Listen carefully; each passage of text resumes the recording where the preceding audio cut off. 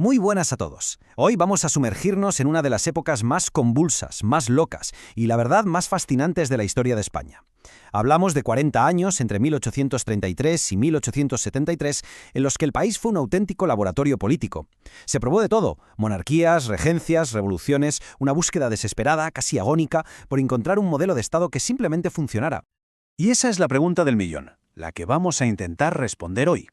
¿Qué demonios pasaba para que todo fuera tan inestable?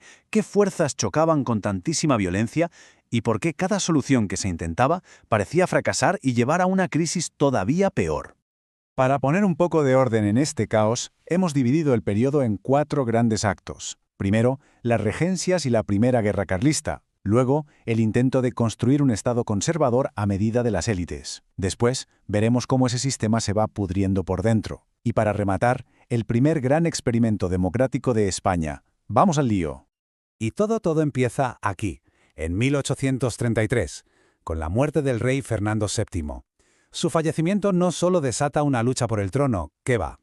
Desata una guerra total entre dos mundos, entre dos Españas, la del antiguo régimen absolutista y la de las nuevas ideas liberales que ya recorrían toda Europa. A ver, los bandos son claros. Por un lado, los isabelinos. Apoyan a la hija de Fernando, la pequeña Isabel, porque ven en ella la oportunidad de meter una constitución y modernizar el país de una vez. Y en el otro lado, los carlistas. Ellos se aferran al hermano del rey, a Carlos, y a su lema Dios, patria y rey. Defienden el absolutismo a muerte y las tradiciones de siempre. O sea, esto no era solo una pelea por la corona, era una guerra de ideas en toda regla. La guerra que se lía es larguísima y brutal. Al principio, los carlistas, que eran unos cracks en la guerra de guerrillas con gente como Zumalacárregui, llevan la iniciativa en sus feudos del norte, pero no consiguen que la guerra se extienda al resto del país. Al final, el ejército liberal más profesional y con generales como Espartero, junto con las propias peleas internas de los carlistas, le dan la vuelta a la tortilla. El conflicto acaba con esa imagen tan famosa, el abrazo de Vergara, entre los generales de ambos bandos. Vale, derrotan a los absolutistas. ¿Llega por fin la paz? Ni de broma. Los que han ganado, los liberales, tardan 0, en dividirse en dos bandos que se odian casi más que a los carlistas. Por un lado, los moderados, más conservadores, que quieren compartir el poder con la corona y que solo voten los ricos, muy ricos. Y por otro, los progresistas, los herederos de las Cortes de Cádiz, que defienden que el poder es de la nación y quieren más libertades para todos. Y esta división, ojo, va a marcar las siguientes décadas. Y esta lucha de poder se ve perfectamente en las leyes. Primero, en 1834, sacan el Estatuto Real, que, vamos, ni era constitución ni era nada. Era como un regalito de la regente a los liberales más light. Pero claro, los progresistas se cabrean, montan una revuelta y fuerzan la Constitución de 1837. Esta sí es más seria, un intento de consenso. Reconoce la soberanía nacional, que es algo muy progresista, pero le da al rey un poder tremendo, como el derecho a vetar leyes. Un equilibrio, bueno, muy frágil. El lío político era tan grande que al final el poder acabó en manos de quienes habían ganado la guerra, los militares. Es la era de los espadones. El más famoso, el progresista Espartero, se convierte en regente, pero gobernó de una forma tan autoritaria que se puso a todo el mundo en contra, sobre todo después de bombardear Barcelona sin piedad. Su caída en 1843 llevó a una solución a la desesperada. Declaramos mayor de edad a Isabel II, y así, con solo 13 añitos, se convierte en reina de España.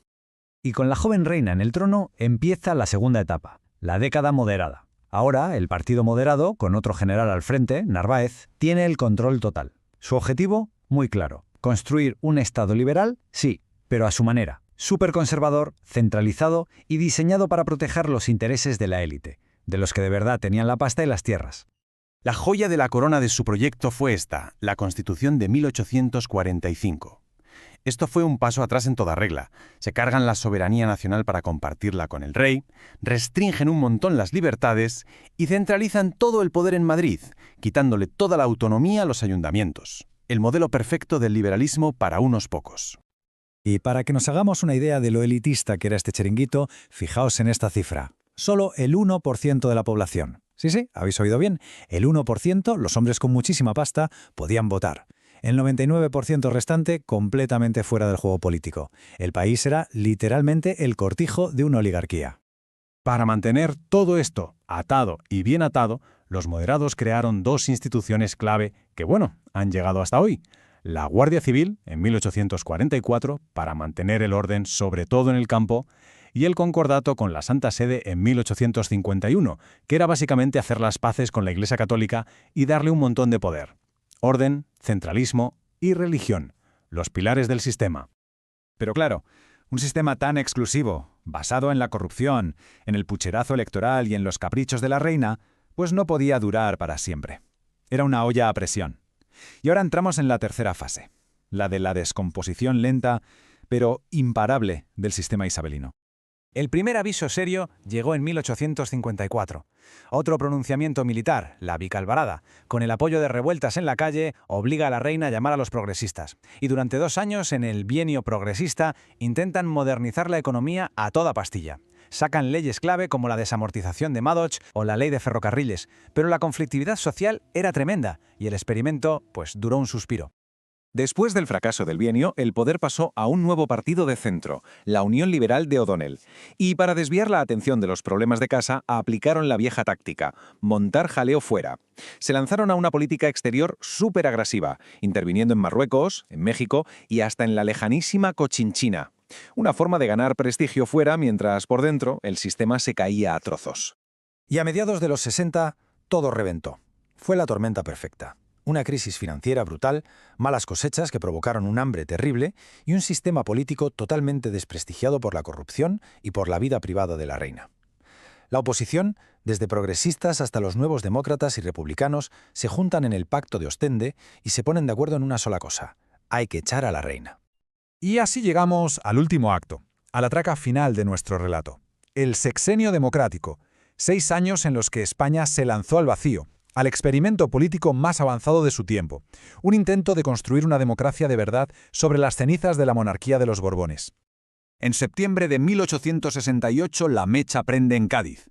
La sublevación, liderada por los generales Prim, Serrano y el almirante Topete, la famosa Revolución Gloriosa, se extiende como la pólvora. Las tropas leales a la reina son derrotadas en la batalla del Puente de Alcolea e Isabel II no tiene más remedio que hacer las maletas y cruzar la frontera hacia Francia. El nuevo gobierno convoca elecciones a Cortes Constituyentes por sufragio universal masculino, por primera vez en la historia de España. Y de ahí nace esta maravilla, la Constitución de 1869, un texto increíblemente avanzado, soberanía nacional, una declaración de derechos amplísima, libertad de culto. Definía a España como una monarquía parlamentaria. Y aquí venía el problemón. Habían creado un trono democrático, pero no tenían rey para sentarlo. La búsqueda de un rey fue un casting por toda Europa, de verdad. Al final, el candidato que consiguió el general Prim, que era el hombre fuerte del momento, fue un príncipe italiano, Amadeo de Saboya. Sobre el papel parecía la elección perfecta, joven, de una familia real con fama de liberal y sin nada que ver con los Borbones. Y las Cortes le dieron el sí en 1870. Pero la historia de España tiene estos giros de guión, que son terribles. Justo 3 días antes de que Amadeo pusiera un pie en España, su gran apoyo, la única persona que de verdad lo sostenía, el general Prim, es asesinado en una emboscada en Madrid. El nuevo rey llegaba a un país que no conocía, sin su protector y en medio de una conspiración. El presagio no podía ser peor. Y el reinado de Amadeo I fue simplemente una tarea imposible. Es que le vino todo de golpe. Los carlistas se levantaron en armas otra vez en el norte. La guerra por la independencia de Cuba se ponía cada vez peor. Los republicanos, que no querían rey, le hacían una oposición feroz en las ciudades. Y la aristocracia y la iglesia, que eran borbónicas hasta la médula, le hicieron el vacío. Un caos absoluto, con 7 gobiernos en apenas 2 años. La gota que colmó el vaso fue un conflicto con el cuerpo de artillería. El rey se vio atrapado entre el gobierno y los militares, y al final, agotado, solo y sin ningún apoyo, después de poco más de 2 años, Amadeo I hizo algo insólito: abdicó. Renunció al trono de España diciendo que este país era ingobernable. En 40 años, España había aprobado una regencia liberal, una monarquía conservadora y una monarquía democrática, y todas habían fracasado. La abdicación de Amadeo dejaba una pregunta gigantesca en el aire, una pregunta que iba a cambiarlo todo otra vez. ¿Era posible construir un Estado estable sin tener una corona? La respuesta a esa pregunta sería la Primera República. Pero esa ya es otra historia.